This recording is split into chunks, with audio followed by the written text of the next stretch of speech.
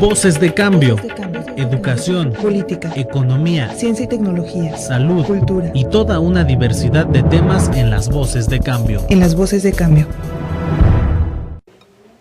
Vamos a iniciar nuestra plática, nuestra charla de hoy en este espacio que le hemos puesto por nombre Voces en Cambio. Y hoy tenemos la presencia del doctor, el maestro José Luis Montañez Espinosa. Él es catedrático de la Facultad de Ley de la Universidad Michoacana y también imparte clases en la Universidad Novo Hispania. Bienvenido, José Luis, a este espacio. Gracias, Rafa. Gracias, como hoy siempre. Quisiéramos que el público pues conozca algunos detalles sobre la reforma política que se acaba de aprobar en el Congreso de la Unión. Y empezaríamos por pensar esa desaparición que se hizo del IFE y se propone una nueva figura que es el Instituto Nacional Electoral. El INE. Ahora se el llama INE. INE. Y entonces parece que hay debajo ahí un problema serio que tiene que ver con esa discusión ya muy vieja, muy añeja, sobre si se vuelve otra vez al centralismo, en este caso de los procesos electorales, y la problemática del federalismo. ¿Tú cómo ves esta situación? Bueno, curiosamente, Rafa, como ustedes han visto ya en la discusión, en los medios, en el seguimiento que se le ha dado a este dictamen, a esta reforma política, en la estructura, ¿no? La parte orgánica del ahora INE, que simplemente cambia de siglas, ¿no? De IFE a INE, prácticamente sigue igual. Es decir, la conformación del Consejo General, la conformación de los órganos del Consejo y del Instituto, siguen prácticamente igual, con algunas variaciones. Por ejemplo, yo te diría que ahora en el INE se forma una comisión de 5 consejeros que son quienes van a ser ahora responsables de la fiscalización, ¿no? De la fiscalización que se realice en los procesos electorales y también con los partidos, y van a tener a su cargo una unidad de fiscalización del propio instituto. Pero serán los consejeros ahora quienes se involucren de manera directa en esta tarea importante. Entonces, en términos generales, la estructura continúa igual, salvo algunos pequeños cambios que se dan en la parte orgánica. Pero en la parte, digamos, de las competencias, en la parte de las facultades, sí hay un cambio, una variación fundamental.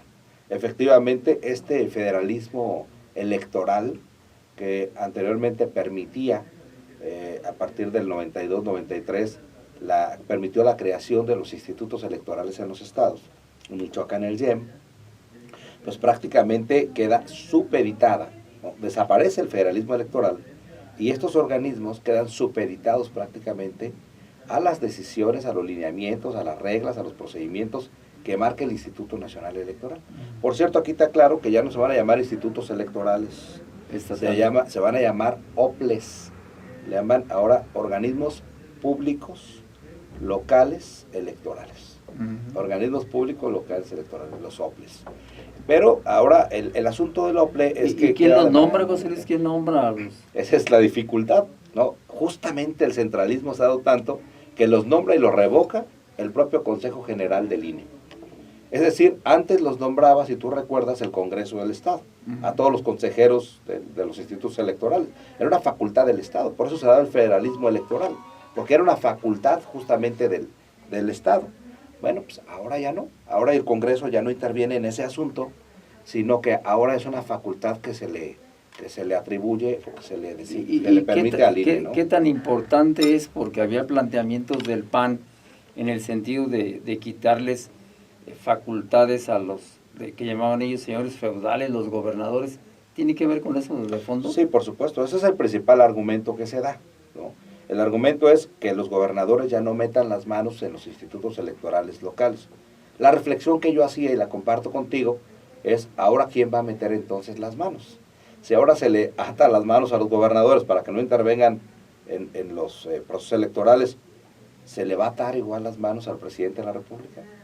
¿Se le van a atar las manos ahora a los grandes intereses nacionales? Porque esa es la discusión, ¿no? Se hace precisamente para dar imparcialidad, para dar garantía, para dar objetividad y legalidad a los procesos.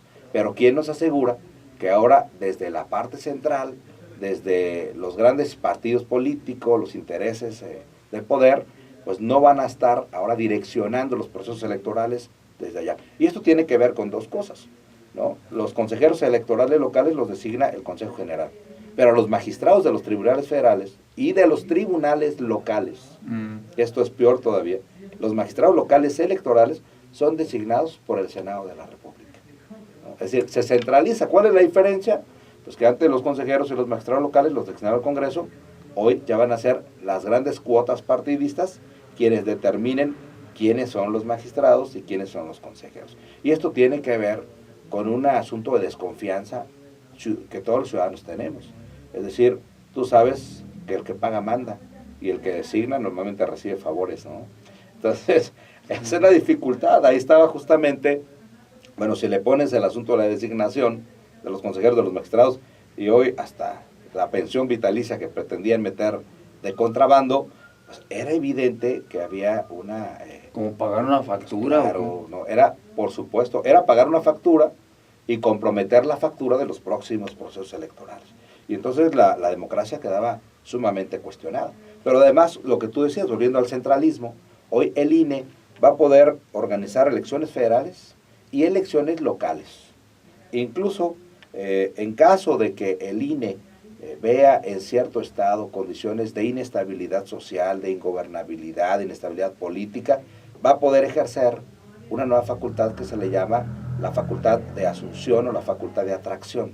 Es decir, ellos van a poder determinar en qué casos en los estados, cuando no haya condiciones para organizar los procesos, lo van a organizar y lo van a desarrollar desde la parte central, es decir, desde el Instituto Nacional Electoral. De tal forma que se convierte en un gran leviatán político, en un monstruo de varias cabezas, ¿no? En un monstruo muy fuerte que ahora centraliza todo. Y la pregunta sería, Rafa, ¿centraliza en favor de quién? Porque siempre hay alguien que resulta favorecido con este tipo de reformas. El asunto es quién. Y hay algo, pienso, mucho más grave, José Luis, porque al llevarnos a un centralismo, no le estamos dando como oxigenación al autoritarismo. Sí, no, por supuesto, van de la mano, ¿no? El centralismo va de la mano con el autoritarismo y el autoritarismo va de la mano con el totalitarismo. Entonces, aquí me parece el riesgo, ¿no? El riesgo muy grave que se está dando a nivel nacional es recurrir otra vez a la figura del centralismo como una figura de orden y control, que si tú recuerdas eran las banderas del fascismo, ¿no? El orden y progreso, el orden y control, son principios y banderas del fascismo. Es decir, el centralismo educativo, el centralismo político, el centralismo electoral. Hoy quieren centralizar prácticamente todas las funciones que antes estaban concedidas para los estados. Y prácticamente esto anula de facto cualquier posibilidad de descentralización, de federalismo y de desarrollo de las entidades federales. Y en este caso habría, digamos, un gran perdedor que seríamos los ciudadanos. Es decir, ¿qué tanto el ciudadano frente al centralismo tiene una participación que venga a enriquecer la democracia? Pues esa es la gran discusión de la reforma. ¿Qué tanto esta reforma favorece o no al ciudadano? ¿No? Y lo diríamos, bueno, pues si lo ves desde el punto de vista de lo que planteaba Acción Nacional, que con esto se puedan quitar los cotos de poder o las parcelas de poder estatales y efectivamente amarrarle las manos a los gobernadores y a quien todos meten la mano en los procesos electorales, pues me parecería un avance. El asunto es la desconfianza del ciudadano de que este asunto no pueda ser así. Porque mira, parte de la reforma justamente incluye algunas innovaciones como el voto electrónico, ¿no? El voto electrónico de los migrantes. Ahora los migrantes podrán votar no nada más de forma presencial en las oficinas diplomáticas, consulados y embajadas, sino ahora también podrán hacerlo a través de un procedimiento de votación electrónica, las casillas electrónicas. Y el asunto es, en aspectos como ese, ¿quién va a regular o quién le va a dar certidumbre efectivamente a que esos votos puedan darse de manera auténtica? Que efectivamente se orientan a tal Efectivamente partido. se orientan. Entonces, pues, yo creo que el ciudadano pierde en esas partes, pierde, por ejemplo, en el asunto de las nulidades, que fue otro de los grandes temas de discusión. Si el rebase de topes de campaña debía ser motivo de nulidad de una elección o no debía ser nulidad de la elección. ¿Y cómo quedó? Y el asunto es que será nulidad de la elección solo si y cuando rebase el 5% del tope de campaña. Y que además este 5% sea causa grave y determinante. Esto es, si rebasa del 1 al 4%, pues no se considera causa grave y por lo tanto no es materia de nulidad. Si rebasa el 5%, pero si la diferencia entre el primero y el segundo lugar en votos es menor al 5%, entonces sí es determinante. Porque incluso puede rebasar el 5%, pero no haber esa diferencia en votos menor al 5% entre el primero y el segundo lugar, y entonces no se considera determinante.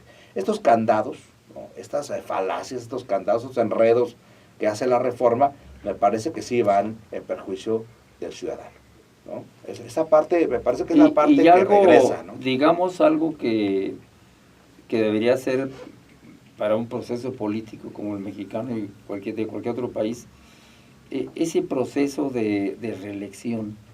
Si recordamos a don Panchito Madero, pues sufragio efectivo, no reelección. Principio fundamental en la Constitución. Claro, por supuesto, y una de las banderas del ¿Se violenta la revolución del entonces municipio con la chileno. reelección de diputados y senadores? Yo creo que sí. Y presidentes municipales. Desde mi apreciación, sí, Rafa. Y además, ese es otro punto que genera un agravio en contra de los derechos políticos de los ciudadanos, ¿no? Porque ahora volvemos justamente, ¿no?, a las dificultades que habían a principios del siglo XX, en donde solamente la élite política, la clase política, los que estaban muy allegados a los partidos políticos o al porfiriato, eran quienes tenían la posibilidad de permanecer en las esferas del poder, en los órganos de representación popular. Y hoy eso es lo que va a dificultar, que el asunto de la reelección legislativa y de presidentes municipales y legisladores federales y locales, por cierto, ahora platicábamos contigo, ya se aprobó también que se haga la misma reelección en diputados locales y los presidentes municipales. Bueno, este asunto se dio bajo el argumento de la profesionalización parlamentaria o legislativa y la profesionalización de la administración pública municipal. Pero el asunto es, si están tan preocupados por la profesionalización, ¿por qué no introducen entonces elementos de perfil? Bueno, pues entonces que sean diputados, que sean senadores y que tengan presidentes municipales, quienes tengan perfil académico, perfil profesional, o que acrediten una solvencia, ¿no?, en términos políticos, moral, en términos, digamos, de preparación, de formación, ¿no?, política, o como para poder ejercer un cargo de representación popular. Pero el punto ni siquiera es el asunto de la profesionalización. El punto es cómo se afianzan los partidos políticos en las estructuras de poder. Entonces, no son los ciudadanos, son las grandes mafias del poder asistiendo las que ganan la reforma. A un monopolio en un proceso electoral. Es el monopolio político de los partidos políticos. Es decir, ese es el gran tema de discusión. El gran reto de esta reforma era que el sistema de partidos se reformara, se ciudadanizara, se abriera. Y lo que estamos logrando es que el sistema de partidos, un monopolio, otra vez se cierre, se monopolice. ¿En favor de quién? Pues en favor de los propios partidos y en favor de las propias élites que controlan los partidos, que son finalmente quienes van a tener la posibilidad de estarse reeligiendo, ¿no? En el caso de los senadores se reeligen hasta por una ocasión más, es decir, hasta por 12 años, los diputados federales y locales por 3 ocasiones más, es decir, ganas una y te puedes reelegir 3 más, hasta por 12 años, y en el caso de los presidentes municipales por 6 años, es decir, una ocasión más. Pero pues esta parte me parece delicada, sobre todo porque podría haber legisladores que sin necesariamente estar profesionalizados, ni haber hecho un buen trabajo social y ciudadano, por las cuotas de poder, por las mafias del poder, decía Andrés Manuel, puedan permanecer de manera perpetua y perenne. Y entonces las candidaturas independientes, ¿cómo quedaron? Pues el asunto de la candidatura independiente sí se incluye, sí se regula, pero bueno, pues con muchas dificultades. Por ejemplo, dice la reforma que para poder ser candidato independiente, y si tú aspiras al puesto de ser presidente de la República como candidato independiente, requieres el 1% de firmas de apoyo de todo el padrón electoral nacional, ¿no? Pues estamos hablando, si hay un padrón de cerca de 70 millones, ¿no?, de electores, de 60 y tantos millones de electores, imagínate cuántas firmas estamos necesitando, Rafa, ¿no? ¿Sí? Entonces, 7 millones de firmas, que es sumamente complejo. Y dice, y para los demás cargos, ocupamos el 2% de las firmas, es decir, para senadores y diputados. Y más o menos va a ser la misma fórmula, yo creo, en el asunto de las candidaturas independientes del sistema local o de los órganos de representación. O sea, ¿se blindaron local los partidos ahí? Pues, por supuesto, ¿no? Porque te dificulta mucho el asunto, aunque algunos dicen, bueno, a ver, si tienes en Morelia un padrón de 200,000 habitantes o 200,000 electores, pues qué tan difícil será conseguir 4,000 firmas. Se me hace que va a ser sumamente complicado, ¿no? 4,000 firmas se dice fácil, pero bueno, ya para andar haciendo prácticamente la campaña de recolección de votos es muy complicado. Y entonces, José Luis, aquí, así por último, ¿cómo queda entonces ese perfil de la democracia en México?